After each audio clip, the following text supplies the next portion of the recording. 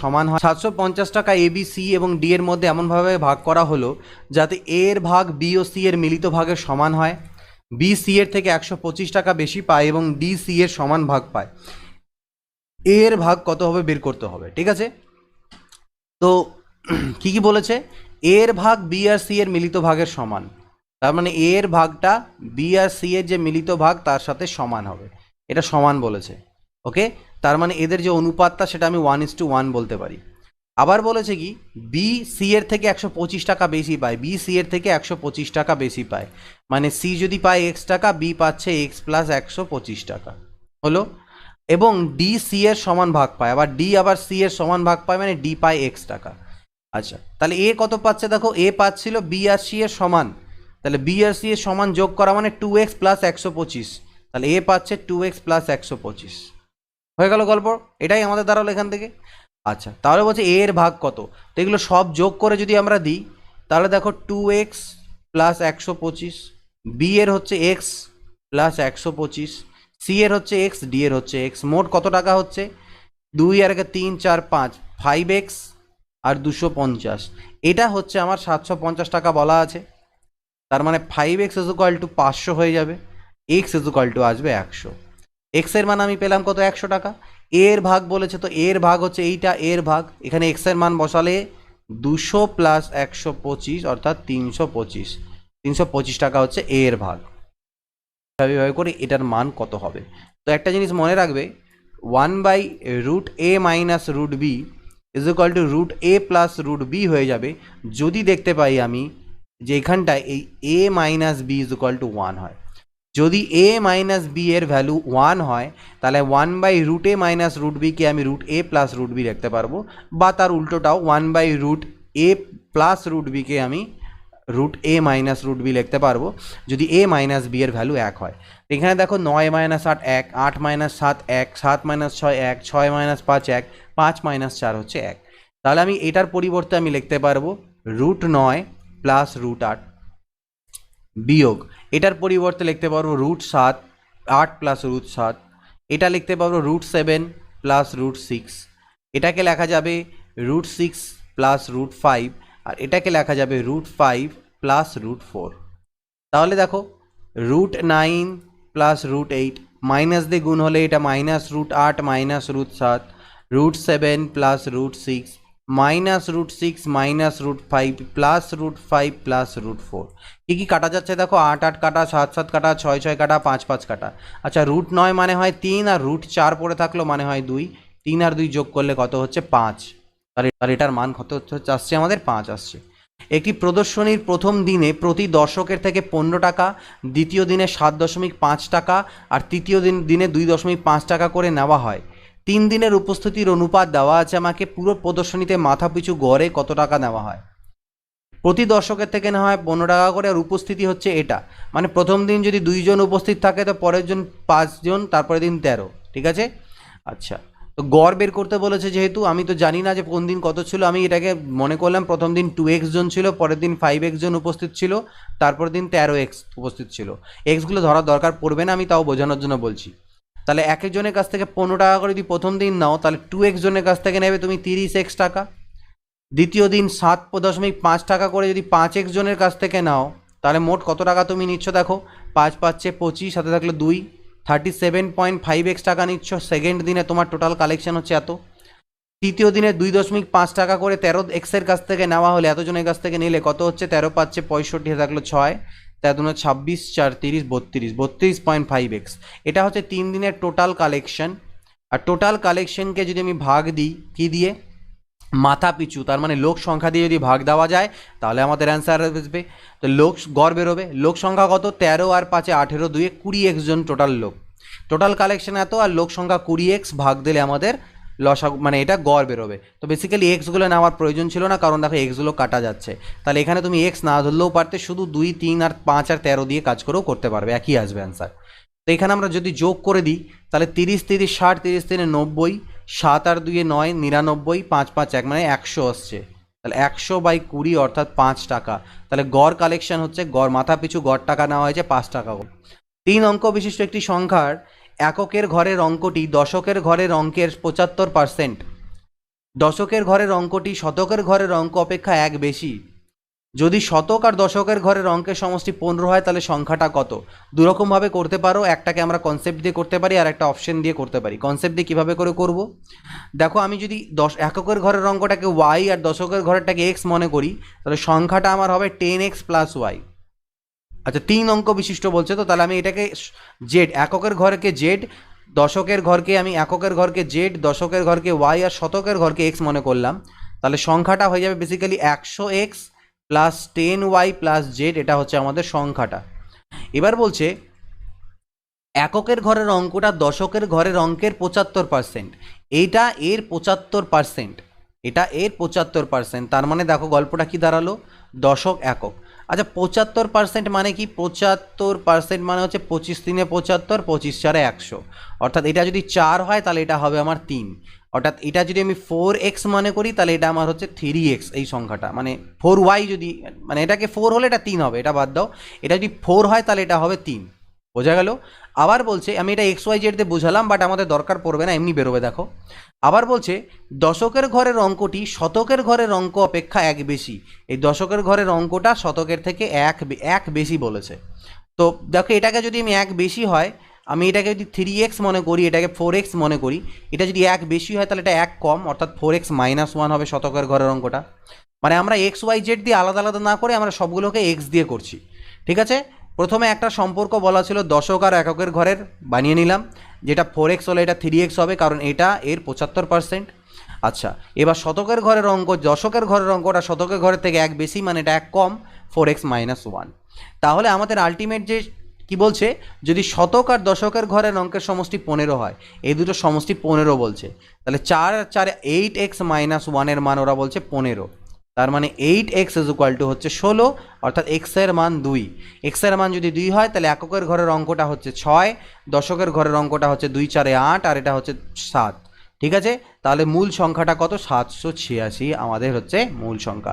বা অপশন ধরে ধরেও তোমরা করতে পারো, যে কথাগুলো বললো সেগুলো এখানে চেক করে দেখো যে 6 8-এর 75% হচ্ছে কিনা। 8-এর 75% মানে 25 3 75, 25 4 100, 6 চলে এলো, হ্যাঁ মিলে গেল। তাহলে এই দ্বিতীয় সংখ্যাটার 75% আগে চেক করো, একটা কন্ডিশন।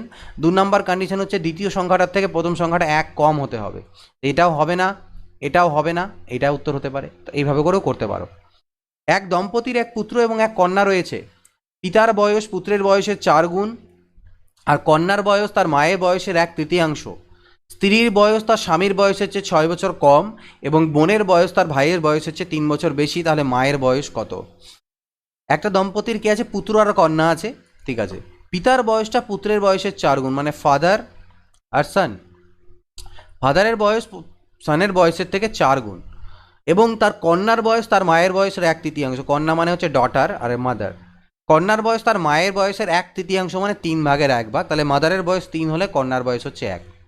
আচ্ছা, স্ত্রীর বয়স আবার স্বামীর বয়সের চেয়ে 6 বছর কম, এবং এই বোনের বয়সটা তার ভাইয়ের বয়সের চেয়ে 3 বছর বেশি, অর্থাৎ এই বোনের বয়স ভাইয়ের বয়স হচ্ছে 3 বছর বেশি। কিভাবে করে আমরা বের করতে পারি? এখানে মোট 4টে জিনিস আছে, তো এদের মধ্যে কোনো রকমের লিঙ্ক আমি পাচ্ছি না, তো এদের মধ্যে কীভাবে করে আমি করতে পারি, দুটো আমাদের সমীকরণ ইকুয়েশন তৈরি হবে। আমি ফাদারের বয়সকে 4x আর সানের বয়সকে আমি x বছর ধরলাম, ডটারের বয়সকে y আর এটাকে 3y ধরলাম। তাহলে প্রথম বলেছে স্ত্রীর বয়স স্বামীর বয়সের চেয়ে 6 বছর কম, তার মানে স্ত্রীর যে বয়স আর স্বামীর বয়স হচ্ছে 4x, আর স্ত্রীর বয়স 3y, মানে মাদারের বয়সটা, এটা হচ্ছে 6 বছর কম। একটা ইকুয়েশন তৈরি হলো। 2 নম্বর ইকুয়েশন আমাকে তৈরি হচ্ছে, বলছে বোনের বয়স ভাইয়ের বয়স হচ্ছে 3 বছর বেশি, তার মানে এই বোনের বয়স y, সেটা ভাইয়ের বয়স x-এর থেকে 3 বছর বেশি গেল। তার মানে এখান থেকে basically y minus x equal to 3 পেলাম, আর এখানে 4x minus 3y equal to 6 পেলাম। আচ্ছা, আমাকে কার বয়স বের করতে বলেছে? মায়ের বয়স, তার মানে আমার 3y এর মান আমার দরকার, তার মানে y এর মানটা দরকার, x এর মানের দরকার নেই। আমি এটাকে 4 দিয়ে গুণ করি, তাহলে 4y minus 4x equal to 12 হবে। এবার এটাকে যদি এর সাথে যোগ করে দিই, দেখো 4x এর নিচে মাইনাস 4xটা লিখলাম, প্লাস 4y ইজুকাল টু 12, যোগ যদি করা যায় তাহলে আমার দেখো 4xগুলো কাটা যাবে, 4y থেকে 3y চলে গেলে আমি y পাবো, আর এখানে আমি 12 আর 6 পাচ্ছি 18, যোগ করছি যেহেতু, তাহলে 18, y এর মান পেলাম 18, তাহলে 3y এর মান কত হবে? 18 3 54, তাহলে মায়ের বয়স হচ্ছে, মানে মাদারের বয়স হচ্ছে 54 বছর। নিম্নলিখিত তালিকা এক জোড়া জামার বোতামের দাম হচ্ছে 1 টাকা, 5 জোড়া জামার বোতামের দাম একসাথে 3.40 টাকা। প্রতি 5 জোড়া আলাদাভাবে কেনার তুলনায় 5 জোড়ার একসাথে দাম কিনলে কত সস্তা হবে? আচ্ছা, এক জোড়া জামার বোতামের দাম হচ্ছে 1 টাকা, আর 5 জোড়া যদি তুমি কেনো তাহলে একসাথে তোমাকে 3 টাকা 40 পয়সা দিতে হবে। তাহলে এক জোড়া কিনলে তোমার 1 টাকা করে পড়ছে, তো 5 জোড়া যদি আলাদাভাবে করে কেনো তাহলে 5 ইন্টু 1 মানে 5 টাকা তোমার লাগতো। সেখানে তুমি একসাথে কিনলে তোমার 3.40 টাকা লাগছে। তাহলে সাশ্রয় হলো কত টাকার? এখান থেকে 1.60, এত টাকা তোমার সাশ্রয় হলো। ডিভাইডেড যে লাগতো কত?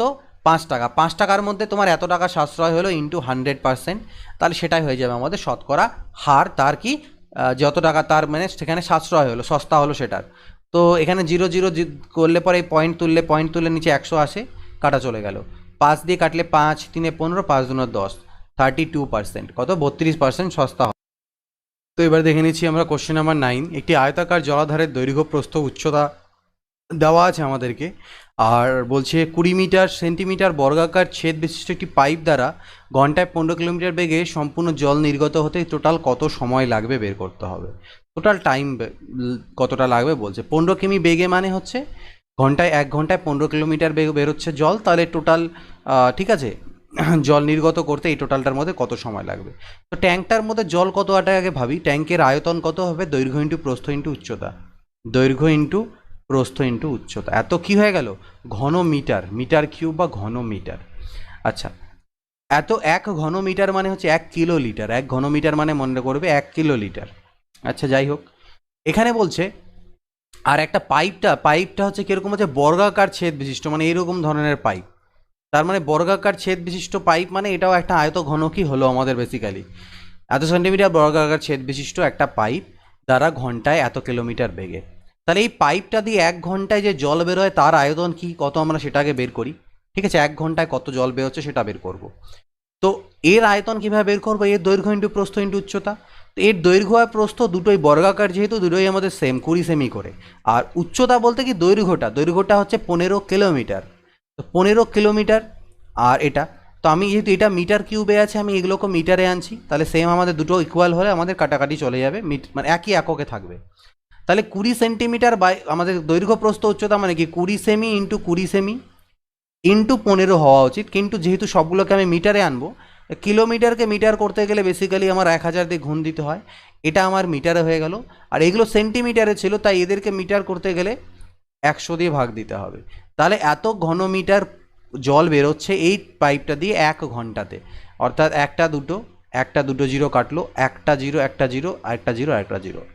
কারণ বেসিক্যালি 20 ইন্টু 2 ইন্টু 15, এটা দিয়ে যদি ভাগ করে দিই আমি এটাকে 20 ইন্টু 2 ইন্টু 15, এতটা জল বেরোয়, এত ঘন মিটার জল বেরোয় 1 ঘন্টায়, তাহলে এত ঘন মিটার জল বেরোতে কত সময় লাগবে?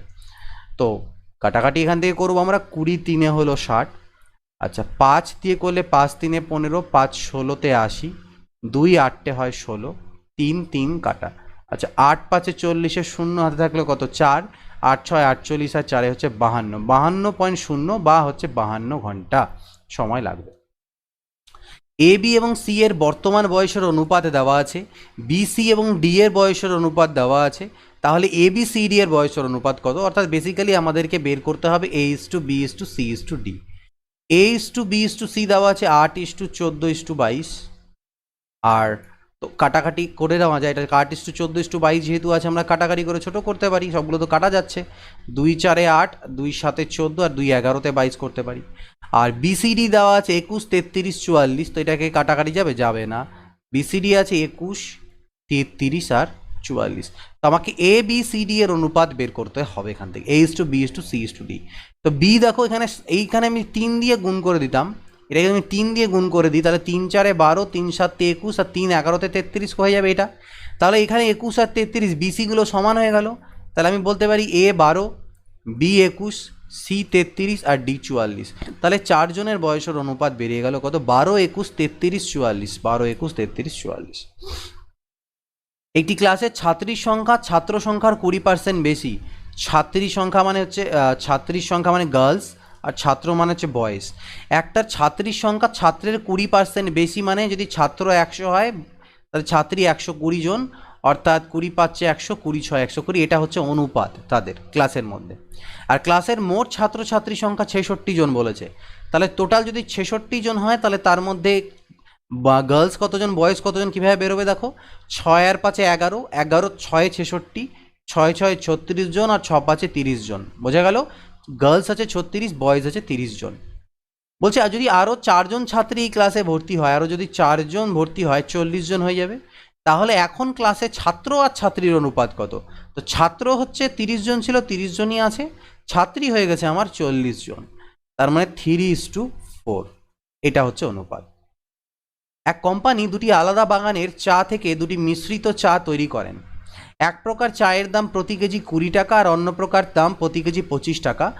এই অনুপাতে তিনি মেশান এবং মিশ্রণটাকে 23 টাকা দরে যদি বিক্রি করেন তাহলে তার কত লাভ বা ক্ষতি হবে। এটা আমরা মেথড অফ অ্যালিগেশন ইউজ করব। প্রথম চায়ের প্রতি কেজির দাম 20 টাকা আর দ্বিতীয় চায়ের প্রতি কেজির দাম 25 টাকা। কি অনুপাতে মেশাচ্ছে? 5:4। তাহলে মিশ্রিত চায়ের প্রতি কেজির দাম, কস্ট প্রাইস, ক্রয় মূল্য কত হবে, কিভাবে বের করতে হবে? এই দুটোর বিয়োগফল করো, 25 থেকে 20 বাদ দাও, কত পাবে? 5।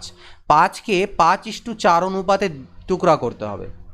5কে 5:4 অনুপাতে ভাঙার অর্থ হচ্ছে 5 আর 4 9, 9 ইউনিট মানে হচ্ছে 5, 9 ইউনিট মানে 5 হলে 5 ইউনিট মানে হবে 25/9, আর 4 5 20/9, এই দুটো। তাহলে এখানে এই অনুপাতটার পরিবর্তে অ্যাকচুয়াল যে সংখ্যাগুলো হবে, এটা তো অনুপাত ছিল, অনুপাতের পরিবর্তে অ্যাকচুয়াল সংখ্যাগুলো লিখবো 25/9, আর এখানে লিখবো আমি 20/9। বোঝা গেছে? এবার এই মাঝখানে এমন একটা সংখ্যা আসবে যেটা 25-এর থেকে তো ছোট কিন্তু 20-র থেকে বড়।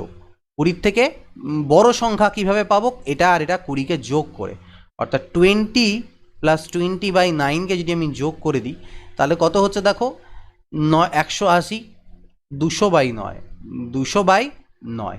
এখানে বেসিক্যালি যেটা আসবে সেটা হবে 200/9। তাহলে এবার তুমি এটার থেকে বিয়োগ করে দেখো, তাও তুমি এটাই পাবে। ঠিক আছে, এই জিনিসটা আমার পেয়ে যাবে। তার মানে এর মাঝখানে অর্থাৎ মিশ্রিত চায়েরটার যে ক্রয় মূল্য সেটা হলো 200/9। এবার 200/9 দামে কিনেছে, অর্থাৎ কত বেসিক্যালি এটা 9 2 18, হাতে থাকলো 20, 9 2 18, 22 পূর্ণ 2/9, এত টাকাতে বিক্রি করেছে প্রতি কেজি। কেনা পড়েছে মিশ্রিত চায়ের মূল্য, আর বিক্রি করেছে 23 টাকা রেটে। তার মানে লাভ হলো ওর কত বলো দেখি? 7/9। 23-এর থেকে যদি এটাকে বাদ করো তুমি 22 পূর্ণ 2/9কে, তাহলে তুমি পাবে 7/9। 7/9 ওর লাভ হলো। ঠিক আছে, ডিভাইডেড বাই ক্রয় মূল্য, অর্থাৎ 22 পূর্ণ 2/9 ইন্টু 100%। এটাই হচ্ছে কি তার আলটিমেট লাভ হচ্ছে। তো একটু জটিল আছে বুঝতে পারছি।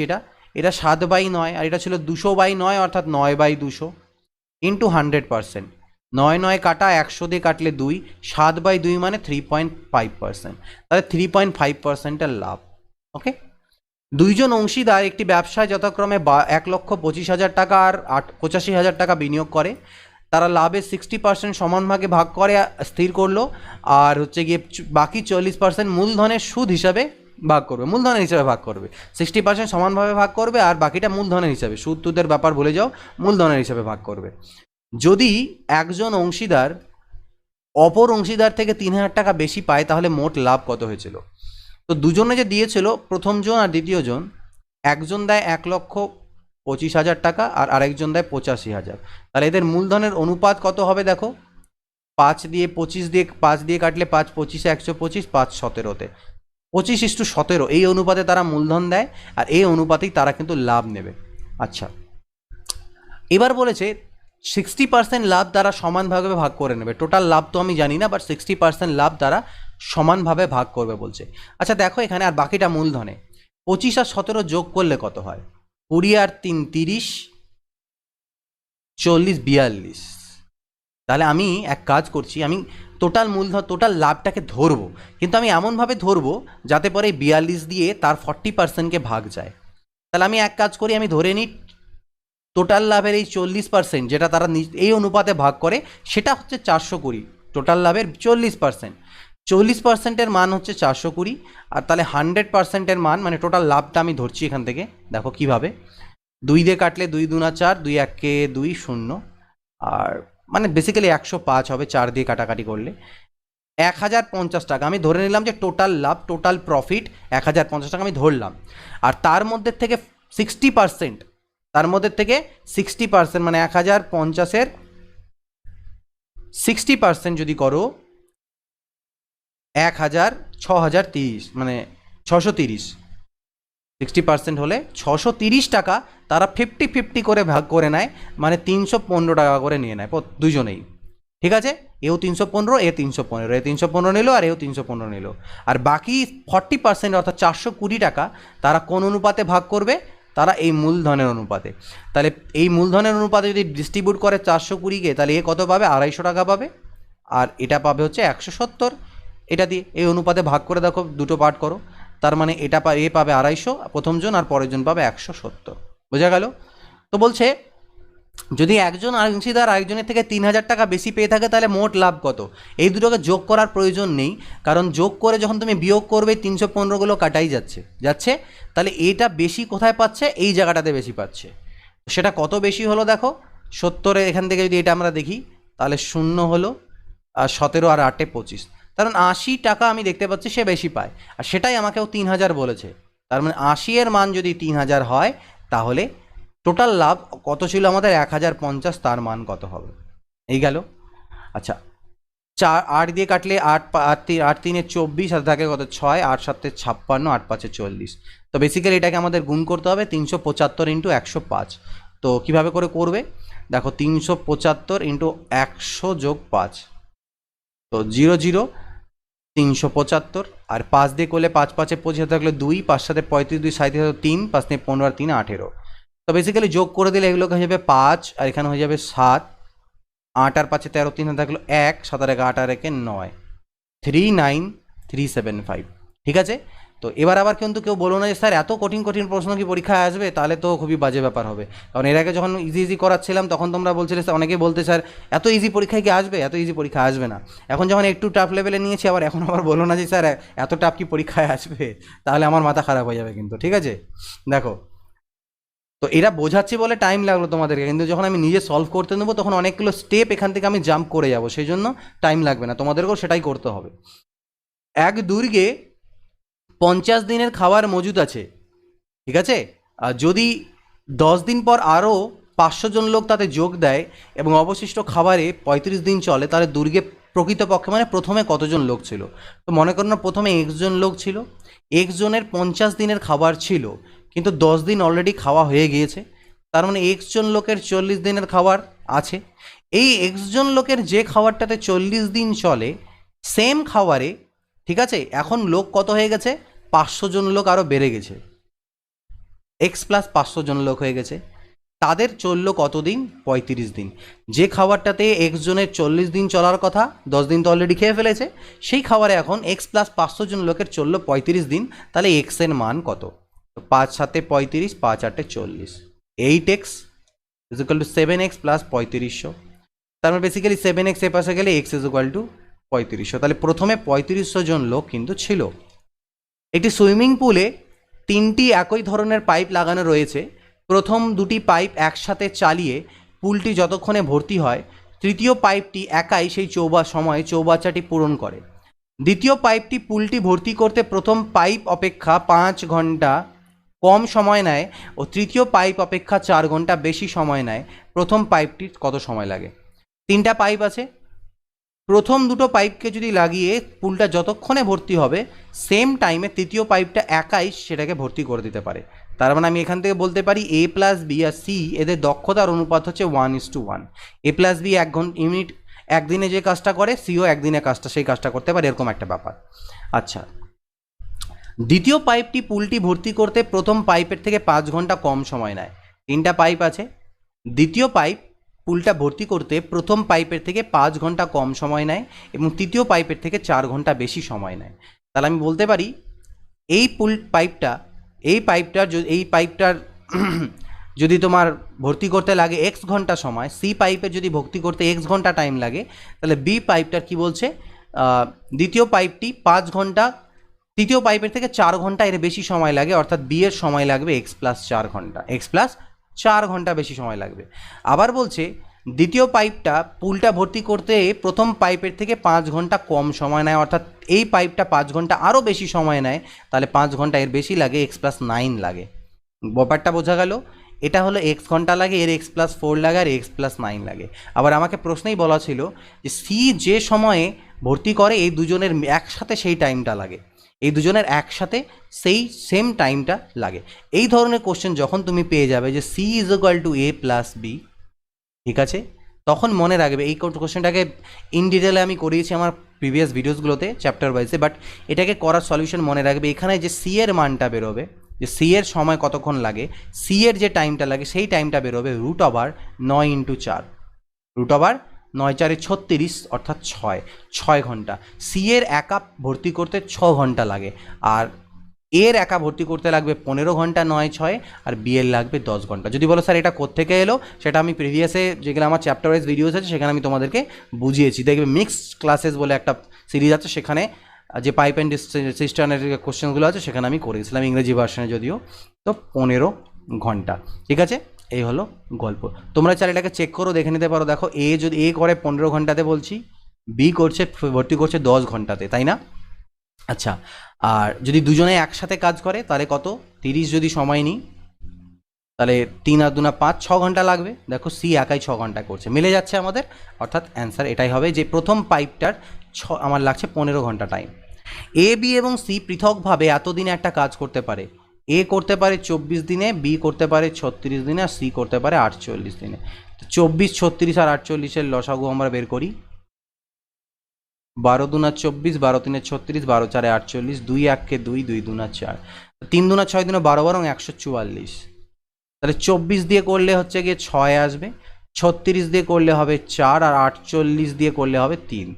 এগুলো হচ্ছে একদিনে কতটা করে সেটা করে বেরোলো আমাদের। এবার বলছে তারা একসাথে কাজ শুরু করলো, কিন্তু 4 দিন পরে সি কাজ ছেড়ে চলে গেল। একসাথে কাজ করলে 6, 4, 10, 3, 13 ইউনিট কাজ হয় একদিনে। 4 দিন অবধি করেছিল একসাথে, অর্থাৎ 52 ইউনিট কাজ হয়ে গিয়েছিল। তাহলে 52 বাদ দিই, 2 বাঁচলো, 92 ইউনিট কাজ বাকি ছিল আরও। তখন সি কাজ ছেড়ে চলে গেল এবং কাজ সম্পন্ন হওয়ার 3 দিন আগে এ ছেড়ে গেছে, কাজ শেষ হওয়ার 3 দিন আগে এ ছেড়ে গেছে। তার মানে লাস্টের 3 দিন শুধু বি কাজ করেছে। তাহলে লাস্টের 3 দিনে যদি আমি বি এর কথা বলি, বি লাস্টের 3 দিনে কতটা কাজ করেছিল? লাস্টের 3 দিনে বি একদিনে করে 4 ইউনিট করে, 3 দিনে 12 ইউনিট। লাস্টের 3 দিনও একা কাজ করেছিল 12 ইউনিট, 80 ইউনিট। এই 80 ইউনিট কাজ তাহলে মাঝখানে কে করেছে? এ আর বি মিলে। সি তো ছেড়ে গেল, এ আর বি মিলে কাজ করলো, আর লাস্টের 3 দিন শুধু বি কাজ করলো। তাহলে এ আর বি মিলে 80 ইউনিট কাজ করতে একসাথে কতদিন টাইম নেবে কীভাবে বের করব? এ আর বি একসাথে কাজ করলে একদিনে 10 ইউনিট করে, 80 ইউনিট করতে তাদের সময় লেগেছিল 8 দিন। তাহলে টোটাল কাজটা কত দিনে কমপ্লিট হলো? প্রথমে তারা কতদিন কাজ করলো? 3 জন মিলে করলো 4 দিন, এ আর বি মিলে করলো 8 দিন, আর লাস্টের 3 দিন শুধুমাত্র বি একা করেছিল। তাহলে 8 আর 4 12, আর 3 15 দিনে টোটাল কাজটা কমপ্লিট হয়েছে। 3 জন পুরুষ, 4 জন মহিলা আর 6 জন বালক 7 দিনে একটি কাজ করতে পারে। একজন মহিলা একজন পুরুষের দ্বিগুণ এবং একজন বালক একজন পুরুষের অর্ধেক কাজ করে। কতজন মহিলা কাজটি 7 দিনে করতে পারবে? কতজন মহিলা কাজটাকে 7 দিনে করতে পারবে, এটা আমরা বের করি। তো কিভাবে করে করব এখান থেকে দেখো, 3 জন পুরুষ 3 মেন, 4 জন ওমেন আর 6 জন বালক, এরা করতে পারে একটা কাজকে 7 দিনে। একজন মহিলা ওমেন, একজন পুরুষের, আচ্ছা একজন মহিলা, আবার এখানে বলা আছে এটা হচ্ছে টোটাল কাজ, হ্যাঁ, আর আমাদের বলা আছে একজন মহিলা একজন পুরুষের দ্বিগুণ কাজ করে, মানে মহিলার যে দক্ষতা সেটা হচ্ছে পুরুষের দক্ষতার ডাবল, ঠিক আছে, বেশি কাজ করতে পারে। এবং একজন বালক একজন পুরুষের আবার অর্ধেক কাজ করে।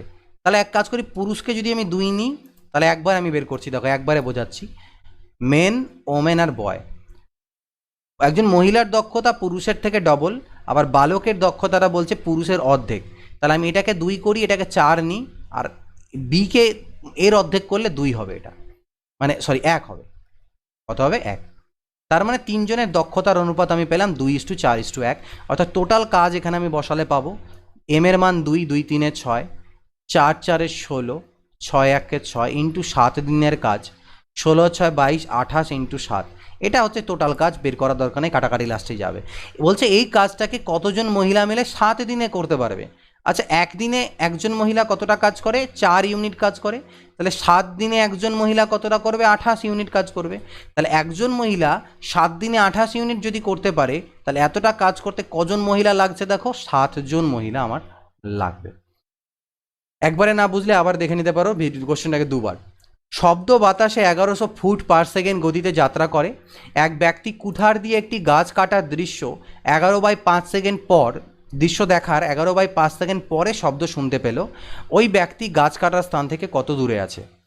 তাহলে শব্দটা 1100 ফুট পার সেকেন্ড গতিতে ট্রাভেল করে, 11/5 সেকেন্ড পরে শুনলো, তার মানে শব্দটা তার কাছে পৌঁছতে সময় লেগেছে 11/5 সেকেন্ড। তাহলে কতটা ডিস্টেন্স ট্রাভেল করলো, সেই দূরত্ব ট্রাভেল করলো শব্দটা, সেটা বের করি। ডিস্টেন্স মানে হয় স্পিড ইন্টু টাইম। স্পিড দেওয়া ছিল 1100 ফুট প্রতি সেকেন্ড, আর সময় বলছে লাগছে 11/5। তাহলে 5 দিয়ে করলে 5 দুনা 10, এটা হলো 0। 11 দুনা 22, 2 হাতে থাকলে 2, 2420 কি ফুট, 2420 ফুট দূরে লোকটা ছিল। এবার দেখো 19 নম্বর কোশ্চেন বলছে ছায়াযুক্ত জায়গার ক্ষেত্রফল কত? এই ছায়ার জায়গাটার ক্ষেত্রফল কত? তো এটা বের করতে গেলে দেখো ক্ষেত্রফল ছায়ার জায়গার কীভাবে বের করবে। এটা একটা আয়তক্ষেত্র, টোটাল আয়তক্ষেত্রের ক্ষেত্রফল মানে দৈর্ঘ্য ইন্টু প্রস্থ হয়, অর্থাৎ 8 4 32। আয়তক্ষেত্রের ক্ষেত্রফল হয়ে গেল 32 বর্গ একক। আচ্ছা, এটা যদি এই বৃত্তটার কেন্দ্র হয়, এটা যদি এই বৃত্তের কেন্দ্র হয়, তাহলে এখান থেকে এইটুকু হচ্ছে বৃত্তের ব্যাসার্ধ, এটাও হচ্ছে বৃত্তের ব্যাসার্ধ। এখান থেকে এইটুকু বৃত্তের ব্যাসার্ধ, এইটুকু বৃত্তের ব্যাসার্ধ হলো। টোটালটা যদি 8 হয়, তাহলে এখান থেকে এইটুকু 2 2 4 2 6 2 8। বৃত্তটার ব্যাসার্ধ হচ্ছে কত? 2 করে। তাহলে একটা বৃত্তের ক্ষেত্রফল কত হয়ে যাবে? পাই ইন্টু আর স্কোয়ার, মানে তার ক্ষেত্রফল 2 এর স্কোয়ার। একটা বৃত্তের এরকম ক্ষেত্রফল হলে দুটা বৃত্তের ক্ষেত্রফল কত হবে? টোটাল এত, 2 দুনা 4 দুনা 8 পাই। তাহলে টোটাল আয়তক্ষেত্রের ক্ষেত্রফল ছিল 32, তার থেকে 8 পাই যদি আমি মাইনাস করে দিই, তাহলে আমার বেরোবে কি? এই শেডিং এরিয়া, এই যে ঝাপসা ঝাপসা জায়গাটা দেখতে পাচ্ছ, তার ক্ষেত্রফল বেরোবে। তো আজকে আমি 19টা কোশ্চেনই রাখছি, এগুলো একটু বড় বড় কোশ্চেন ছিল দেখে আমি একটু কোশ্চেন কম রাখলাম। যেদিন একটু ছোটো কোশ্চেন থাকবে সেদিন নাম্বার অফ কোশ্চেন বেড়ে যাবে, যেদিন একটু বড় কোশ্চেন থাকবে ছোটোটা। কারণ আপলোড করতে আমার সমস্যা হচ্ছে, মোবাইল নেট দিয়ে আপলোড করতে হচ্ছে বলে একটু কম কোশ্চেনই রাখছি, নয়তো ভিডিওটা লেন্দি হলে আমি আপলোড করতে পারবো না। নেট ঠিক হয়ে যাক, তারপরে আবার ক্লাসেসগুলো ঠিকঠাক করে করাতে পারবো। আজকের ভিডিওতে এইটুকুই, পরবর্তী ভিডিওতে দেখা হবে। Till then good bye, take care and always keep practice.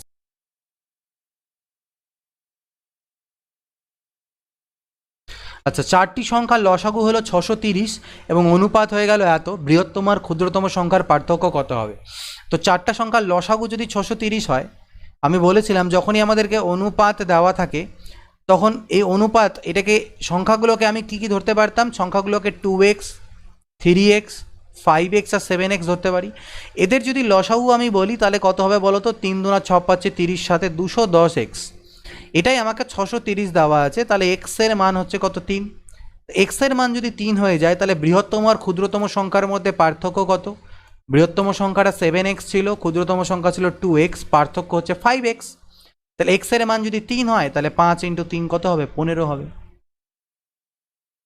ওকে, ঠিক আছে, সকলেই 15 বলছো। স্টাইলিশ মান ডি নয় সি হবে, সি হবে 15, ঠিক আছে। নাম্বার 4 নম্বর বলছে একজন ছাত্রকে কোনো একটি ধনাত্মক সংখ্যার 7/8 ভাগ বের করতে বলা হয়েছিল। সে ভুল করে একই সংখ্যার 7/18 ভাগ বের করলো। যদি তার উত্তর সঠিক উত্তরের থেকে 770 কম হয়, তাহলে প্রকৃত প্রদত্ত সংখ্যাটি কত? তো প্রকৃত প্রদত্ত সংখ্যাটাকে যদি এক্স মনে করো, তাকে এক্সের 7/8 বের করতে বলা হয়েছিল, কিন্তু সে এক্সের 7/18 বের করেছে। এটা অ্যাকচুয়ালটার থেকে 770 কম। তাহলে দেখো এখান থেকে আমরা লসাগু করতে পারি। প্রথমে তো প্রথম কথা তো 7 তো কমনই চলে যাবে। 7 যদি এখান থেকে কমন নিয়ে নাও তাহলে কত হবে দেখো?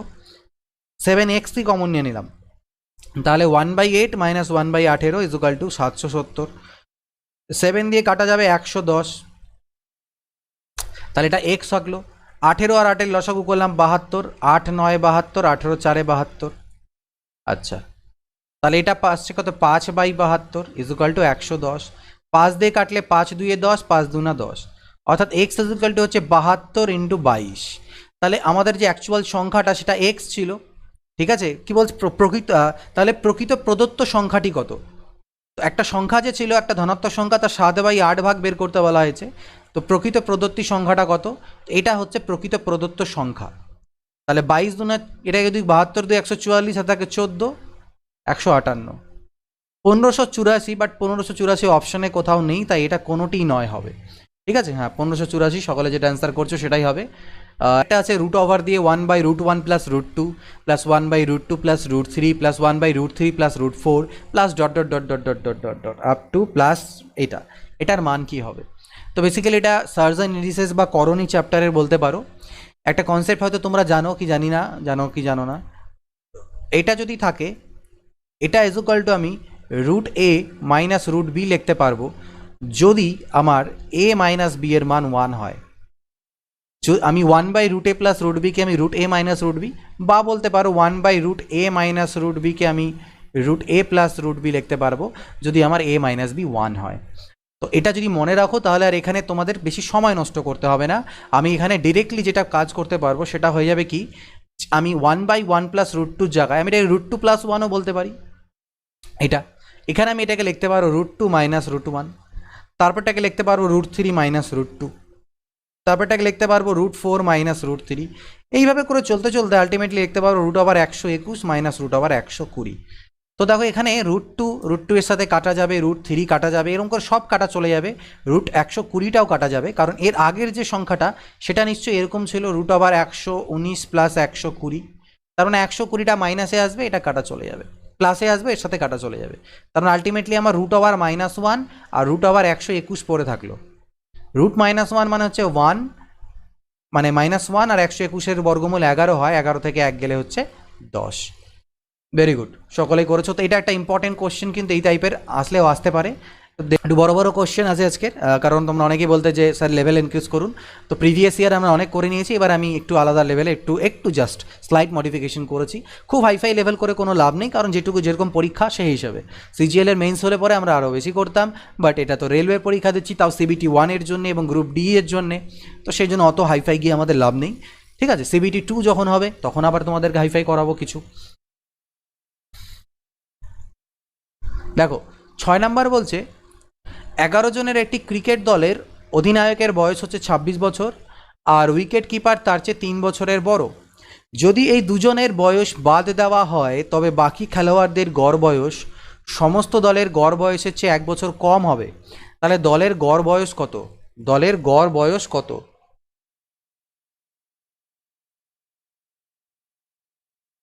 তো টোটাল গড় বয়স যে দলের আছে আমি এক্স ধরে নিলাম, আমি মনে করলাম দলের গড় বয়সটা হচ্ছে এক্স। তাহলে 11 জন পাবলিক আছে, 11 জন টিম মেম্বার, তাহলে টোটাল বয়স হবে 11x বছর। এই 11x, এই 1 মিনিট ওয়েট করো তো, আসি আমি আবার ফেরত। তো কি বলছে, এই 11x-এর থেকে যদি আমি অধিনায়কের বয়স 26 আর উইকেট কিপার আবার অধিনায়কের থেকে 3 বছরের বড় মানে 29 মাইন বাদ করে দিই, তাহলে যে কজন এই যে টোটাল বয়সটা হলো এটা কাদের হলো? এটা হচ্ছে 9 জনের বয়স হলো। এটা কত জনের হলো? এটা হলো কত? এটা হলো 9 জনের। তাহলে 9 জনের যেহেতু এটা হলো, তাহলে পরে কি হচ্ছে, খতম করে দিলে। দেখো 9 জনের বয়স যখন হয়, তো 9 জনের বয়স, এটা 9 জনের গড় বয়স বলছে কি হয়ে যাবে, 1 বছর কম হয়ে যাবে। তাহলে এটা 9 জনের টোটাল বয়স, আর গড় 1 বছর কম হবে মানে x-1 হবে এটা। ঠিক আছে, যখন যাই হোক এটা সলভ করে নিই। 11x মাইনাস 20 20 40 50, এটা কত হচ্ছে দেখো, 20 20 40 50 55 is equal two 9x minus 9, তার মানে 2x ইজ ইকুয়াল টু কত হচ্ছে 46, অর্থাৎ x ইজ ইকুয়াল টু 23। ঠিক আছে, x এর কত হলো 23, তো x এর মান হয়ে গেল 23 বছর। তাহলে দলের গড় বয়স চেয়েছিল, সেটা x পেলাম, সেটা হচ্ছে কত, 23 বয়স। ঠিক আছে, পরেরটাতে আসছি। কিছু করার নেই, আমি সাধারণত কোনো ইনসেক্ট বা কোনো কিছুকেও মারি না, বাট যতক্ষণ সহ্য করা যায় ততক্ষণ করি। বাট একটা সময় চলে আসে যে ক্ষেত্রে আর তখন তাদেরকে বেশি ছাড় দেওয়ার পরও যখন তারা গায়ের উপর উঠে পড়ে আছে, তখন মানে প্রতিটা একটা কর্তব্য যেতে ধরে নিতে হবে, তার মৃত্যুর সময় চলে এসছে।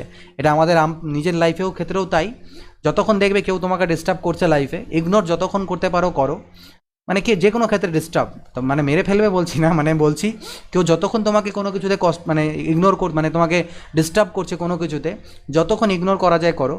বাট যখন ইগনোর করা যাবে না তখন কিন্তু তাকে বোঝাতে লাগবে যে না অনেক হয়েছে। তো সেটা বলছি না তাদেরকে মেরে ফেলতে, বাট অ্যাকশন নিতে আর কি। যাই হোক, ABCDE 5টি ক্রমান্বয়ে অবস্থিত বিজোড় সংখ্যা, এ ও সি এর সমষ্টি 146, ই এর মান কত হবে? তো ABCDE 5টা বিজোড় সংখ্যা, তার মানে কি একটা হচ্ছে এক্স, আরেকটা x+2, x+4, x+6, x+8। Clear? বোঝা গেছে? তো এই যে আছে টোটাল 5টে বিজোড় সংখ্যা পরপর, কারণ 2 2 করে বাড়ে, বিজোড় সংখ্যাগুলো কত করে বাড়ে? 2 2 করে বাড়ে, x, x+2, x+4, x+6, x+8 এইভাবে করে বাড়ে। তাহলে আলটিমেটলি কি হলো এখান থেকে? এদের মধ্যে বলছে এগুলো হচ্ছে এ, এটা বি, এটা সি, এটা ডি, আর এটা হচ্ছে ই। এর মধ্যে বলছে এ আর সি এর সমষ্টি 146, তার মানে এই দুটোর সমষ্টি 2x+4, এটা হচ্ছে 146। ওকে, তার মানে 2x কত হয়ে যাবে এখান থেকে? 142। তার x হলো 71, x এর মান হয়ে গেল 71। তাহলে বলছে ই এর মান কত? তো ই হচ্ছে x+8, তার মানে 71+8 অর্থাৎ 79। ঠিক আছে, বোঝা গেল? 79। চলো পরেরটাতে আসি। না, এফ এর মান কোথার থেকে বের করলে? ই অবধি তো দেওয়া আছে। আচ্ছা, 2 অঙ্ক বিশিষ্ট একটি সংখ্যা আছে, তার অঙ্কদ্বয়ের সমষ্টির 3 গুণ। 2 অঙ্ক বিশিষ্ট একটা সংখ্যা, তার যে অঙ্কদ্বয় তার সমষ্টির 3 গুণ। যদি মূল সংখ্যার সাথে 45 যোগ করা হয় তবে অঙ্কদ্বয় স্থান পরিবর্তন করে, সংখ্যাটি কত? ওকে, হ্যাঁ, গোল গোল গোল করে করলেও হবে, অবভিয়াসলি করে দেখতে পারো। দেখো, 2 অঙ্ক বিশিষ্ট একটি সংখ্যা আছে যার, তো এটাকে আমি আগে একটা বেসিক্স দিয়ে করি, তারপর অপশন টেস্ট দিয়েও করব। তো যে কোনো 2 অঙ্ক বিশিষ্ট সংখ্যার আমি যদি দশকের অঙ্কটাকে এক্স আর এককের অঙ্ককে ওয়াই বলি, তাহলে সংখ্যাটা আমাদের হবে 10x + y। এবার আমাকে বলেছে এই যে 10x + y আছে, এই 10x + y অর্থাৎ সংখ্যাটা তার অঙ্ক দুটোর মানে ডিজিটগুলোর যোগফলের 3 গুণ। তার মানে 10x + y = 3x + 3y। তাহলে এখান থেকে আমি কি পাবো বলো? 7x = 2y। আবার বলেছে যদি আমি এই সংখ্যাটার সাথে 45 যোগ করে দিই তাহলে স্থান পরিবর্তন হয়ে যাবে ডিজিটগুলোর, অর্থাৎ সেক্ষেত্রে সংখ্যাটা হয়ে যাবে 10y + x। তো এখান থেকে আলটিমেটলি আমি পাবো কত? দেখো, 9x - 9y = -45, অর্থাৎ x - y = -5, x = y - 5। x এর মান হচ্ছে y - 5, এখানে পুট করে দিই, তাহলে এখান থেকে পাবো 7y - 35 = 2y। বেসিক্যালি ক্যালকুলেশন যদি করো এখান থেকে 5y = 35, অর্থাৎ y এর মান 7 পাবে। y এর মান 7 হওয়া মানে x এর মান হলো 2। তাহলে সংখ্যাটা আমার কত হয়ে গেল? সংখ্যাটা xy অর্থাৎ 10x + y মানে 27 হবে। সংখ্যাটা কত হবে? 27। তো এটা আমাদের প্রসেস বা বেসিক পদ্ধতি। তোমরা চাইলে অপশন টেস্ট করে করতে পারো যে সংখ্যাটা বলেছে তার অঙ্কদ্বয়ের সমষ্টি 3 গুণ হবে, তাহলে অঙ্কদ্বয়ের সমষ্টি মানে 3 আর 2 = 5, 5-এর 3 গুণ 15। সংখ্যাটা আসছে কি? আসছে না। 2 আর যোগ 7 9, 9-এর 3 গুণ 27, হ্যাঁ সংখ্যাটা আসছে। বাদ বাকিগুলোতে হবে না। বোঝা গেল ব্যাপারটা? সংখ্যার ডিজিট দুটোকে যোগ করে নিয়ে 3 গুণ করলে পরে আমার সংখ্যাটা আসছে কিনা, শুধু এইটুকু যদি আমরা অপশন দিয়ে টেস্ট করি তাও হবে। কিন্তু আমি তোমাদেরকে বেসিক মেথডটাকেও জানিয়ে রাখলাম যে এটা আমাদের বেসিক মেথড, এইভাবে করেও আমরা করতে পারি। কারণ পরীক্ষার সময় যদি একটু পিকুলিয়ার টাইপের কোশ্চেন আছে যেখানে অ্যান্সারগুলো দিয়ে মিলছে না, তো তোমরা প্রথমে অ্যান্সার চেক করেই করবে এই ধরনের কোশ্চেনকে। বাট যদি অপশন থেকে দেখছো বুঝতে পারছো না, ঠিক আছে, সাপোজ তোমাকে লাস্টে উত্তর এরকম চেয়ে বসলো যে সংখ্যাটির 30%-এর মান বের করো, সংখ্যাটা না বলে বললো সংখ্যাটির 30%-এর মান কত, তখন চাপ হয়ে যাবে অপশন থেকে করা। তো সেই জন্য আমরা বেসিক্স দিয়ে করছি। আচ্ছা, যদি মিস্টার রায়ের বর্তমান বয়স থেকে 10 বছর বিয়োগ করা যায় এবং অবশিষ্ট বয়সকে 14 দিয়ে ভাগ করা যায়, তাহলে তার নাতি সচিনের বর্তমান বয়স পাওয়া যাবে। সচিন সালোনির থেকে 9 বছরের ছোট, সালোনির বয়স 14 বছর হলে মিস্টার রায়ের বর্তমান বয়স কত? তো মিস্টার রয় এটা সচিন, আর এটা সালোনি। তো সালোনির বয়স তো আমাকে 14 দেওয়া আছে, আমি এদিক থেকেও যেতে পারি এদিক থেকেও আসতে পারি, ঠিক আছে। তাহলে আমি যদি সালোনির বয়স যদি আমার 14 হয়, সালোনির বয়স 14, আর সচিন কি বলা আছে? সচিন সালোনির থেকে 9 বছরের ছোট, তার মানে এর বয়স 5 হবে। এবার মিস্টার আর বা মিস্টার রয়ের যদি বয়সকে এক্স ভাবো, তার থেকে 10 বছর বাদ দাও, বাদ দেওয়ার করে পরে 14 দিয়ে ভাগ দিলে বলছে সচিনের বয়স পাওয়া যাবে। তাহলে এটাই হলো গল্প। তাহলে এখান থেকে এক্স মাইনাস 10 ইজুকাল টু 14 5 70, অর্থাৎ এক্স ইজুকাল টু 80। তার মানে মিস্টার রায়ের বর্তমান বয়স 80 বছর। বোঝা গেছে? চলো পরেরটা। এটা পারবে নিজেরা করতে, হয়তো দেখো এটা ক্যালকুলেট করে বলো কত অ্যান্সার আসছে এটার।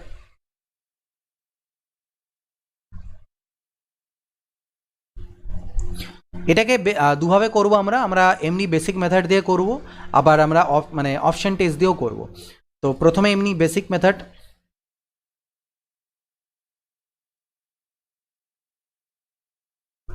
বেসিক মেথড দিয়ে কীভাবে হবে দেখো, 9/4কে তুমি লিখতে পারো 3/2 হোল স্কোয়ার, তাহলে উপরে 2x হয়ে যাবে।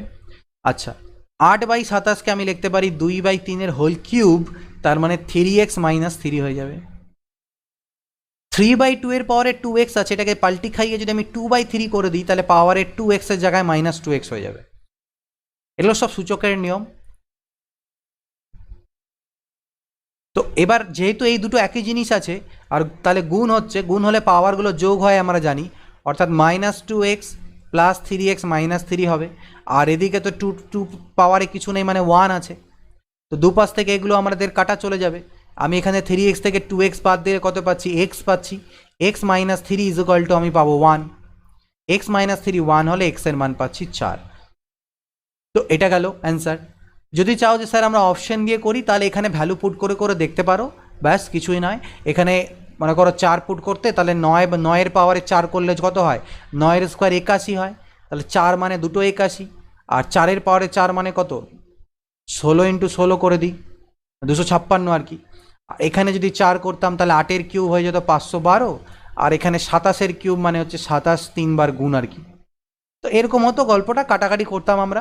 27 3 81, 27 3 81, তারপরে 8 2 16 64, 16 4, 2 2 4, 3 3 9, 3 27, 2/3 দাঁড়াচ্ছে, স্যাটিসফাই করে যাচ্ছে অ্যান্সার। তো দুরকমভাবে যেভাবে ইচ্ছা করতে পারো। 11 নম্বর। ওকে, সকালে ডি করছিলে, ঠিকই আছে।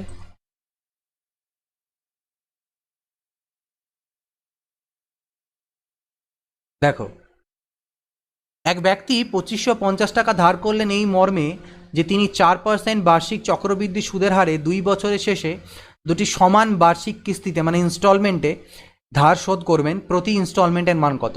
তো বেসিক্যালি দুটো ইনস্টলমেন্টে দেওয়া হবে। ইনস্টলমেন্টের কোশ্চেন অনেক করানো হয়েছে, দুভাবেই করিয়েছি, সিম্পল ইন্টারেস্টও করিয়েছি এবং কম্পাউন্ড ইন্টারেস্টও চক্রবৃদ্ধি সুদও করিয়েছি।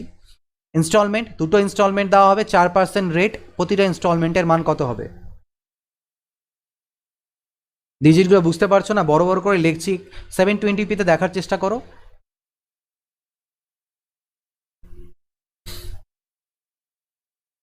আচ্ছা, 2550 টাকা 4%, তো বেসিক্যালি 4% মানে কত?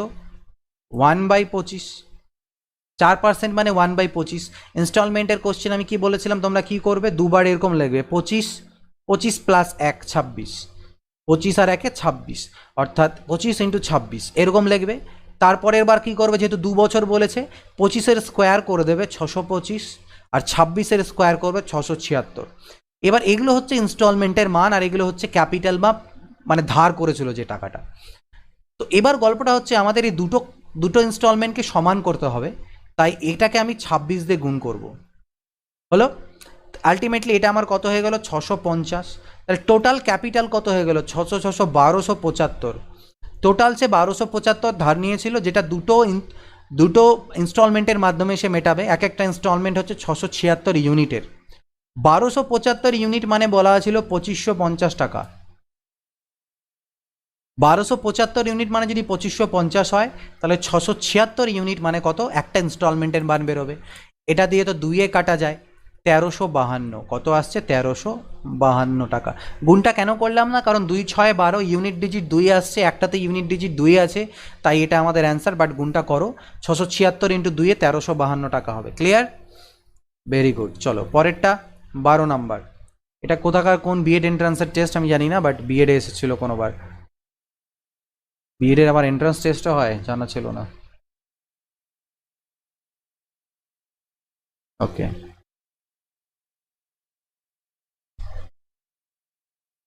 এবার দেখো এটাতে আসি। একটি গাড়ির দাম হচ্ছে 3,25,000 টাকা। এর দামের 85% পর্যন্ত এর বিমা করা হয়েছিল। একটি দুর্ঘটনায় গাড়িটি সম্পূর্ণ ক্ষতিগ্রস্ত হয়ে যায় এবং বিমা সংস্থা বিমার 90% প্রদান করে। গাড়িটির দাম এবং যে টাকা পাওয়া গিয়েছিল তার পার্থক্য কত? অর্থাৎ দাম হচ্ছে গাড়িটার 3,25,000। এবার আমি পলিসিটা এমনভাবে করলাম যে আমার মানে গাড়িটার যদি অ্যাক্সিডেন্ট হয় তাহলে পরে 85% অবধি বিমা করেছি, মানে আমি 85% অবধি পেতে পারবো। কিন্তু কোম্পানি আমাকে কি করলো, বিমা সংস্থা 90% প্রদান করেছিল। 90% মানে এই নয় যে তুমি এই 85%-এর বিমা করেছো আর তোমাকে 90% দিয়ে দিয়েছে, সেটা না। যে যত টাকার তুমি বিমা করেছো গাড়িটার তার উপরে 90% মানে টোটাল টাকাটাও দেয়নি, ঠিক আছে? তো এতে বলছে যে যে টাকা পাওয়া গেল আর যে গাড়ির দাম ছিল অ্যাকচুয়াল ডিফারেন্স কত হলো, মানে লস কত হয়ে গেল বলতে পারো। তো এটাকে কীভাবে করে করব, আমরা গাড়ির দামটাকে পরে আনছি। গাড়ির দাম যাই হোক না কেন আমার বিমা করা হয়েছে 85%-এর, ঠিক? কিন্তু কোম্পানি আমাকে এই টাকাটাও দিল না, সে এই টাকার 90%, এটা হচ্ছে পাওয়ার কথা আমার, কিন্তু কোম্পানি আমাকে এই টাকারও 90% দিয়েছে। তো বেসিক্যালি 90% থেকে আমি যদি পার্সেন্ট তুলি 9/10, অর্থাৎ 9×5 = 45, 9×72 = 76, 76.5% টাকা আলটিমেটলি আমি পেলাম। পাওয়ার কথা ছিল 85% এই দামের, কিন্তু আমাকে ওরা কম দিল, 90% দিল, সেই জন্য আমি অ্যাকচুয়ালি 76.5% পেলাম। তাহলে গাড়িটার দাম হচ্ছে 100% আর পেয়েছি 76.5%। তাহলে ডিফারেন্স কত হলো বলো দেখি? 23.5%-এর, তাই তো? 23.5%ই ডিফারেন্স হয়ে গেল গাড়ির দাম এবং পাওয়া টাকার মধ্যে। তো টোটাল আমার কত ছিল? 3,25,000, এর 23.5%-এর মান আমি বের করি। অনেকে করতে পারো কি আলাদা আলাদাভাবে বের করতে পারো, তাতে অনেকটা সময় নষ্ট হবে। এইভাবে করে করলে অনেকটা সময় সেভ হবে। পয়েন্ট তুললে আরেকটা জিরো আছে কাটা, 325 235টা গুণ করতে হবে, কোনো উপায় নেই, এটা আমাদের অ্যান্সার আসবে। বাট গুণটা করার প্রয়োজন নেই, কারণ উত্তরগুলোর প্রতিটার শেষে জিরো আছে, একমাত্র এটার শেষেই জিরো নেই, 5 আছে। আর এখানে 5×5 = 25, শেষে 5 আসার কথা, তো এটা হচ্ছে আমাদের অ্যান্সার। জাস্ট ক্যালকুলেশন, আর কিন্তু কিছু নেই, ঠিক? চলো 13 নম্বরে। একজন নির্মাতা তার উৎপাদিত সমস্ত দ্রব্য প্রতিটাকে 60 টাকাতে বিক্রি করেন। প্রতিটি দ্রব্য উৎপাদনে কাঁচামাল এবং শ্রমিক খরচ বাবদ 40 টাকা করে খরচা হয়ে যায় এবং কারখানা চালাতে প্রতি সপ্তাহে 3,000 টাকা খরচা হয়। কত সংখ্যক দ্রব্য উৎপাদন করে বিক্রি করলে প্রত্যেক সপ্তাহে কমপক্ষে 1,000 টাকা তো লাভ আমার হবে? 1,000 টাকা লাভ হবে, কমপক্ষে বলতে মানে 1,000 টাকা লাভ হবে। তো এখানে আমি কি করতে পারি, আমরা বেশি ভাবনা চিন্তা করতে যাব না, আমি কতগুলো জিনিস বলেছে সেই জিনিসটাকে আমি এক্স ধরছি।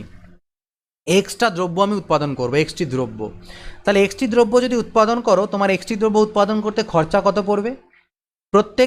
প্রতিটা দ্রব্যতে কাঁচামাল আর শ্রমিক বাবদ 40 টাকা খরচা হয়, তাহলে এক্সট্রা দ্রব্যতে খরচা হবে 40x টাকা, প্লাস এক্সট্রা 3,000 টাকা তোমার প্রত্যেক সপ্তাহে খরচা হচ্ছে। কিসের জন্যে? প্রত্যেক কারখানা চালাতে। এই টাকাটা হচ্ছে তোমার ক্রয় মূল্য বা খরচা হয়ে গেল পুরোপুরি এক সপ্তাহের। কয়টা দ্রব্য তৈরি করতে? এক্সট্রা দ্রব্য। আর যখন তুমি একটা দ্রব্যকে 60 টাকায় বিক্রি করছো, তার মানে এক্সট্রা দ্রব্য বিক্রি করবে 60x-এ। এটা হচ্ছে বিক্রয় মূল্য। তাহলে বিক্রয় মূল্য মাইনাস ক্রয় মূল্য = প্রফিট। এটা বলেছে 1,000 টাকা হতে হবে। তাহলে এক্সের মান কত? 60x - 40x - 3,000 = 1,000।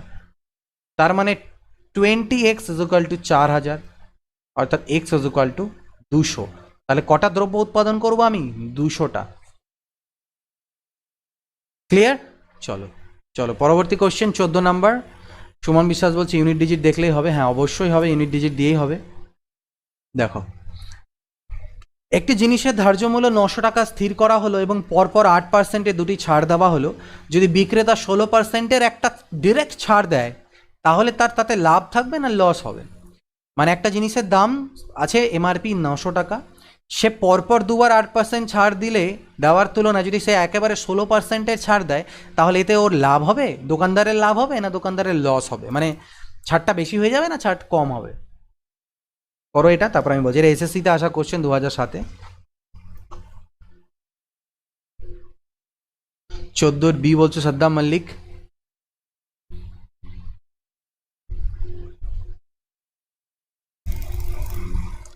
ট্রাই করো।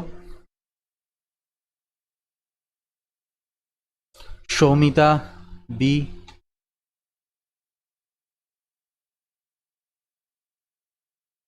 দেখো 900 টাকা দাম দিয়ে আমাদের এখানে পরে আসছি। যদি তুমি 8%-এর দুবার ছাড় দাও, মানে সাকসেসিভ ডিসকাউন্ট বলা হয়, সাকসেসিভ ডিসকাউন্ট যদি সেক্ষেত্রে ফর্মুলাটা যেটা সেটা ওই একই জিনিস, এখানে মাইনাস হয় 2r minus R square by 100%, এইটা বোঝা যাচ্ছে ব্যাপারটা। আর যদি তুমি ডিরেক্ট ছাড় দিতে তাহলে 16%, মানে ডিরেক্ট ছাড় দিচ্ছ 16%-এর, কিন্তু যদি তুমি সাকসেসিভ ডিসকাউন্ট দাও, দুবার ছাড় দাও, তাহলে আলটিমেটলি যেটা হবে সেটা হবে এই যে এই পার্ট, এইটুকু ডিফারেন্স আসবে, কারণ এটা তো 8 দুনা 16 হচ্ছে, তাহলে ডিফারেন্সটা হবে এইটুকুর। 5.76-এর ক্ষতি, আচ্ছা দেখছি ক্ষতি হয় কিনা। তো আলটিমেটলি 8 স্কোয়ার বাই 100%, এইটা হচ্ছে ডিফারেন্স। মানে ব্যাপারটা আমি বোঝাই তোমাদেরকে, মনে করো একটা 100 টাকার জিনিস আছে, ঠিক আছে, 100 টাকার একটা জিনিস আছে, তুমি কি করলে এর উপরে 10%-এর ছাড় দিলে প্রথমে, তাহলে জিনিসটার দাম হয়ে গেল 90। তুমি এর উপরে আবার 10%-এর ছাড় দিলে মানে 9 টাকা হবে, এবার 90-এর উপর 9 টাকা, তাহলে কত হবে, 81 টাকা দাম হয়ে যাবে। অর্থাৎ আলটিমেটলি তুমি ছাড় দিয়ে ফেলছো 19 টাকার, ঠিক আছে। কিন্তু যদি তুমি একেবারে 20%-এর ছাড় দিতে, তাহলে তোমার 20 টাকা ছাড় হয়ে যেত। অর্থাৎ পরের ক্ষেত্রে মানে ডাইরেক্ট যদি ছাড় দাও সেখানে কিন্তু তোমার লস হয়ে যাবে। আগের ক্ষেত্রে যদি ছাড় দাও তাহলে কিন্তু তোমার লাভ হচ্ছে, আর পরের ক্ষেত্রে যদি ছাড় দাও তাহলে কিন্তু মানে ডাইরেক্ট যদি ছাড় দাও তাহলে কিন্তু তোমার লস হয়ে যায়। তো এখানেও আমাদের লস হয়ে যাবে, কিন্তু ঠিক আছে। কি বলছে, আচ্ছা, কিন্তু এইটার মানে 8 স্কোয়ার বাই 100%-এর অর্থাৎ 0.64%-এর ক্ষতি হচ্ছে। কত টাকার মধ্যে, 900 টাকার মধ্যে। তাহলে 900-এর 0.64%-এর মান যদি আমি বের করি কত হবে, ওই 5.76। দেখো প্রফিট লসের গন্ডগোল হচ্ছে, আমি এটাকে ক্লিয়ার করে দিই তোমাদের মধ্যে। দেখো প্রফিট হবে কি না লস হবে ভালো করে দেখো, আমি 100 টাকার হিসাবে তোমাদের বোঝাচ্ছি। 100 টাকা দিয়ে তোমার যদি মনে করো দাম হয়, এটা মার্ক প্রাইস থাকে 100 টাকা, আমি 8%-এ যাচ্ছি না, আমি 10% দিয়ে বোঝাচ্ছি। 100 টাকার উপরে তুমি প্রথমে 10%-এর ছাড় দিলে, জিনিসটার দাম আসলো 90-তে, তুমি আবার 10%-এর ছাড় দিলে, 90-এর উপরে 10% মানে হচ্ছে 9 টাকার ছাড় দিলে জিনিসটার দাম আলটিমেটলি 81 হয়ে যাবে। অর্থাৎ তুমি বিক্রি করছো 81 টাকাতে। আর যদি তুমি ডাইরেক্ট তুমি এখানে না করে তুমি ডাইরেক্ট 20%-এর ছাড় দিয়ে দাও, মানে 10 দুনা 20, তাহলে তুমি জিনিসটাকে সেক্ষেত্রে বিক্রি করছো 80 টাকাতে। অর্থাৎ আগে তুমি 81 টাকায় বিক্রি করছিলে, এখন 80-তে বিক্রি হচ্ছে। তাহলে তোমার কি হলো, দোকানদার হিসেবে তোমার কি লস হলো না? তুমি 1 টাকা কম পেলে, কারণ যে কিনছে সে 80 টাকায় পেয়ে যাচ্ছে, তাহলে তার লাভ হচ্ছে কিন্তু তোমার লস হচ্ছে। তো সেম গল্প এখানে, 80 120-এর জায়গায় এখানে 10-এর জায়গায় 8% আছে, ব্যাস এইটুকুই গল্প। তো লস হচ্ছে 5.76 টাকার ক্ষতি। প্রফিট কীভাবে হবে, প্রফিট হবে না, it will be loss. Profit হবে যে কিনছে তার, বাট যে বিক্রি করছে তার তো লস হচ্ছে। আমি ভালো করে বুঝিয়ে দিলাম। তুমি যদি দুবার ছাড় দিয়ে বিক্রি করো তাহলে 81 টাকাতে তুমি বেচছো, আর যদি তুমি ডাইরেক্ট ছাড় দাও তাহলে তুমি 80 টাকায় বেচছো। তাহলে এবার নিচে বুঝে নাও কোথায় লস হবে, ঠিক না? দুটি পরপর বছরে আমার আয়ের অনুপাত হচ্ছে 2:3 এবং খরচের অনুপাত 5:9। যদি দ্বিতীয় বছরে আমার আয় 45,000 টাকা হয় এবং প্রথম বছরে আমার খরচ 25,000 টাকা হয়, তাহলে 2 বছরে আমার মোট সাশ্রয় কত হবে?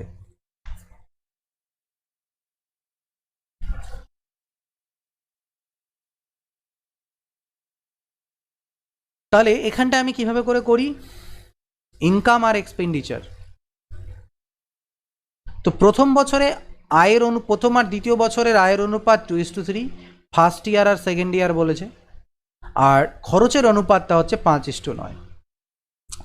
বলল দ্বিতীয় বছরে আমার, যদি দ্বিতীয় বছরে আমার আয় হয় 45,000, তাহলে 3-এর মান 45। তো 3-এর মান যদি 45 হয় তাহলে টোটাল আয় কত, 5 আর 3 আর 2 5। 3-এর আয় যদি হয় 45 3 মানে যদি 45,000 টাকা হয়, তাহলে 5 মানে কত হবে, 75,000 টাকা। তার মানে 2 বছর মিলে ওর আয় হয়ে গেল 75,000। এবার আসছি ব্যয়।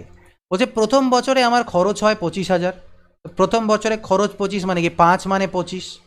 5 মানে যদি 25,000 হয়, টোটাল খরচ 9 আর 5 14 মানে কত হবে, 70,000। অর্থাৎ তার টোটাল খরচ হলো 2 বছরে 70,000, আর সে 2 বছরে ইনকাম করেছিল 75,000। তাহলে তার সেভিংস সাশ্রয় হয়ে গেল 5,000 টাকার। এটা প্রশ্নটা ভুল ছিল, এখানে আয় ছিল, আমি এটা ঠিক করে সাশ্রয় করেছি। 15K কীভাবে, 15,000 টাকা কীভাবে আসছে? হাও, অনেকে 15,000 করছো। সৌমেন্দ্রনাথ, তাড়াহুড়ো করো না, দেখো 45K মাইনাস 30K কীভাবে করে করছো, I don't know. 5K, it will B 5K। 2 বছরে আমার মোট সাশ্রয় বলেছে না, তো 2 বছরের মোট ইনকাম দেখো কত হবে, 75,000, আর 2 বছরের মোট খরচ হচ্ছে 70,000, তো বাঁচলো কত, 5,000 টাকা। ঠিক আছে, 5,000। ডি হবে না, 5K হবে। যারা ডি করছো ভুল আছে কিন্তু। 16 নাম্বার দেখো, বলছে একটি পার্টিতে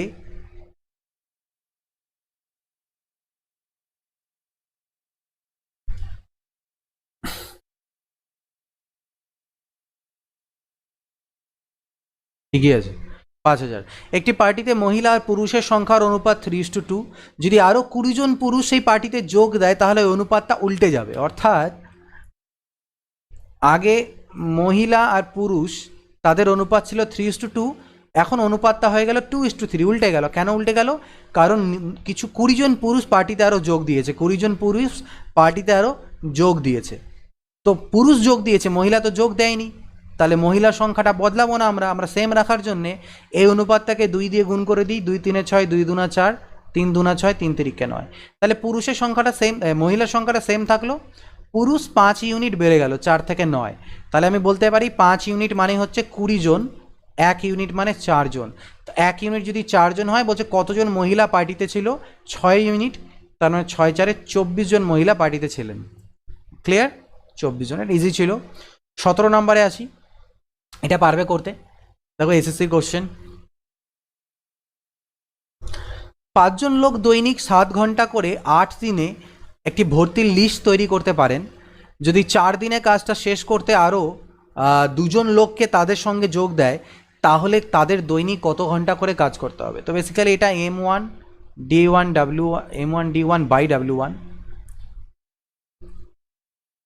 M2 D2 বাই W2, কিন্তু এখানে ঘন্টা যেহেতু আছে তাই H1 H2ও যুক্ত হবে। বাট W1 W2 এখানে কোনো কাজ নেই, কারণ কাজের পরিমাণ এক আছে দু ক্ষেত্রে। M1 D1 D1, M2 D2 H2, এই ফর্মুলাটা। তো 5 জন লোক প্রতিদিন 7 ঘন্টা করে 8 দিনে একটা ভর্তির লিস্ট তৈরি করতে পারতো, কিন্তু কাজটাকে আমার 4 দিনে শেষ করতে হবে। 4 দিনে শেষ করতে হবে, আরও 2 জন লোককে লাগিয়েছি, 7 জন লোককে লাগিয়েছি, তাহলে প্রতিদিন কত ঘন্টা করে কাজ হবে, করতে হবে? 10। 18 নম্বরে দেখো, এটা একটু আলাদা টাইপের কোশ্চেন। একজন ঠিকাদার একটি কাজ 40 দিনে শেষ করতে পারে। সে 100 জন লোক শুরুতে নিযুক্ত করলো এবং 35 দিন পরে আরও 100 জন লোক নিযুক্ত করায় কাজটা নির্ধারিত সময়ে সম্পূর্ণ হলো। যদি সেই অতিরিক্ত লোককে সে নিযুক্ত না করতো, তাহলে নির্ধারিত সময় থেকে কতদিন দেরিতে কাজ শেষ হতো? তো এখানে আমরা যেটা করব, প্রথমে লোক ছিল কতজন, 100 জন। 100 জন লোক মিলে 35 দিন কাজ করেছে, কত কাজ হয়েছে, 3500 কাজ হয়েছে, আমি ধরলাম 35 10 100তে 3500 টোটাল কাজ। পরে কি করা হলো, 100 জন আরও যোগ করলাম 200 জনকে, দিয়ে নির্ধারিত সময় কাজ শেষ হলো, মানে 40 দিনে কাজটা শেষ হলো। 35 দিন আগেই কাজ হয়েছিল, 5 দিন বাকি আছে, 200 5 1000, অর্থাৎ টোটাল কাজ আমি বলতে পারি 4500 ইউনিটের। এবার বলছে পরে যদি এই 200 জনের 100 জনকে এক্সট্রা আমি অ্যাড না করতাম, তাহলে আমার টোটাল কতদিন বেশি লাগতো? তাহলে যদি টোটাল 100 জনই থেকে যেত প্রথম থেকে, তাহলে 4500 কাজ করতে তাদের 45 দিন লাগতো, কারণ 35 দিনে 3500 করছে, 4500 কাজ 45 দিনে করবে। বোঝা যাচ্ছে? তো কতদিন বেশি লাগতো? 40 দিনে শেষ হওয়ার কথা, 45 দিনে শেষ হতো, তার মানে 5 দিন অতিরিক্ত সময় লাগতো।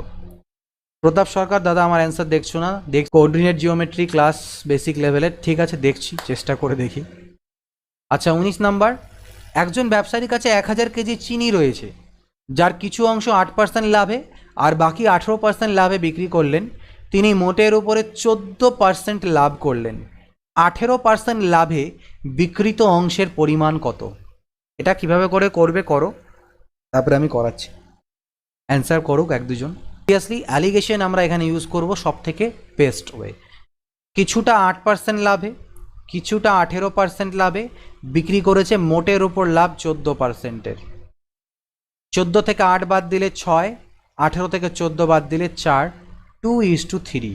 অর্থাৎ প্রথম প্রকার আর দ্বিতীয় অংশ, এই দুটোর অনুপাত হচ্ছে 2:3। তাহলে 2 আর 3 মানে হচ্ছে 5, 5 মানে যদি 1000 কেজি হয়, 5 মানে যদি 1000 কেজি হয়, তাহলে 18% লাভে বিক্রি করেছে 3 ইউনিট। 3 মানে কত হবে? 600 কেজি। ক্লিয়ার? অ্যালিগেশন দিয়ে করব, তাই এটা WBCS 2018 মেন্স এসেছিল। বাহ, কোশ্চেনগুলো দেখছো, তাই 20টা রেখেছি, 25টা করে রাখবো। 20টা না, 25টাই থাকবে। দুদিন ধরে একটু শরীরটা ঠিক যাচ্ছে না, কেন জানি না, এনার্জি পাচ্ছি না। তো আবার একটু এনার্জি আসলে অবশ্যই করাবো, ঠিক আছে? একটু ঝিমঝিম ভাব লাগছে দুদিন ধরে।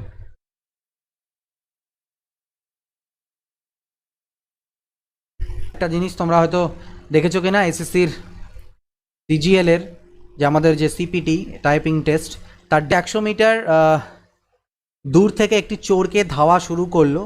যদি পুলিশ আর চোরের গতিবেগের অনুপাত এত হয়, তাহলে পুলিশ ধরার পূর্ব মুহূর্ত পর্যন্ত চোরটি কত দূরে যেতে পারবে? সুপ্রতিম বলছো সিপিটিতে বাদ পড়ে। সিপিটিতে বাদ পড়ে বলতে সিপিটি কোয়ালিফাই না করতে পারলে তো অবশ্যই বাদ পড়বে, টাইপিং এগুলোতে বাদ যাবে।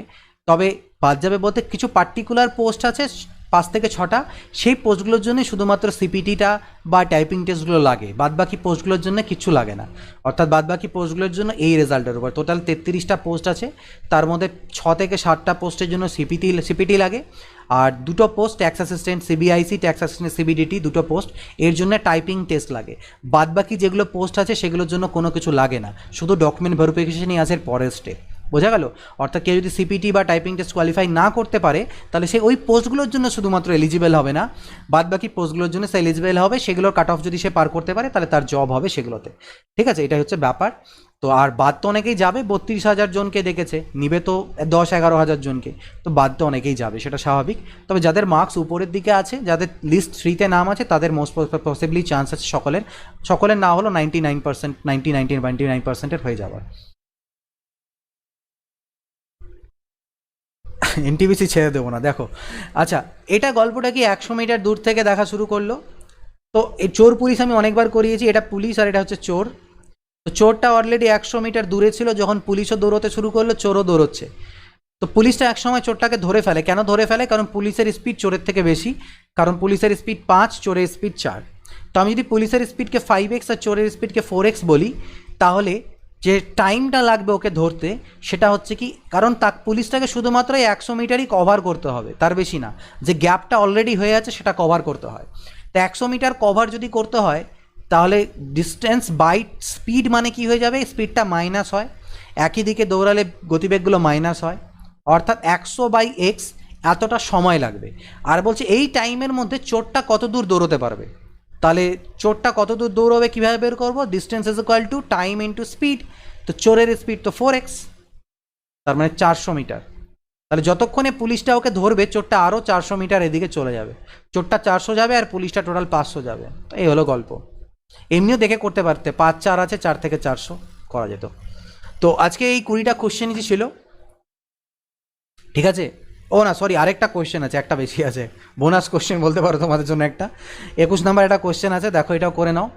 এ 5,000 টাকা বিকে 2 বছরের জন্য এবং 3,000 টাকা সিকে 4 বছরের জন্য একই সরল সুদের হারে ঋণ দিল, এবং উভয়ের কাছ থেকে সুদ হিসাবে মোট 2200 টাকা পেলো, তাহলে বার্ষিক সরল সুদের হার কত? দাদা একটু 10 ক্লাস এক্সামগুলো লাইক এবিপি এগুলো একটু পড়াবেন। 10 ক্লাস, এখন সময়টা একটু কম। সৌম্য বলছে দাদা এনটিপিসিটা আমাদের জন্য ছেড়ে দিও, আমাদের ছেড়ে দিই এনটিপিসি পরীক্ষা ছেড়ে দেবো। দেখো, কখনোই যতক্ষণ না আলটিমেটলি কেউ ডকুমেন্ট ভেরিফিকেশন করতে যায়, সেই সিটটা সে অকুপাই করে না, ঠিক আছে। তো সেটা নিয়ে চাপ নেই, কারণ যারা ডকুমেন্ট ভেরিফিকেশনে যাবে কিন্তু তারপরে নেবে না জবটা, সেক্ষেত্রে সিট নষ্ট হয় যে কারোর ক্ষেত্রেই। তো সিজিএল বলো, রেলওয়ে বলো, তাই বলো, তো পরীক্ষাগুলো আমি দিচ্ছি এই কারণে, যেমন সিজিএল 100% তো শিওর নয় না, যে যতক্ষণ অ্যাপয়েন্টমেন্ট লেটার হাতে না পাচ্ছ বা ফাইনাল লিস্টে নাম না দেখছো, ততক্ষণ থেকেও শিওর না যে জবটা হবেই, এটা কেউ বলতে পারে না।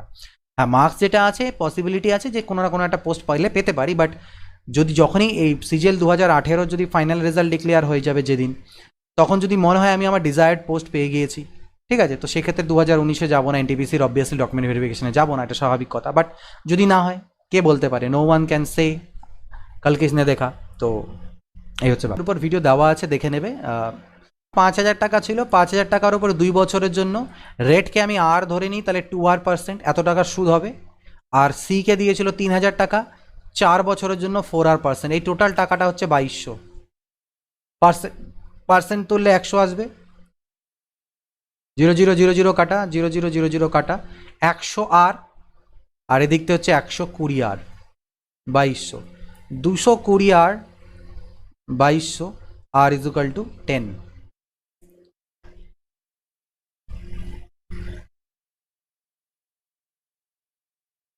তাড়াহুড়ো করতে গিয়ে সেলিং মিস্টেক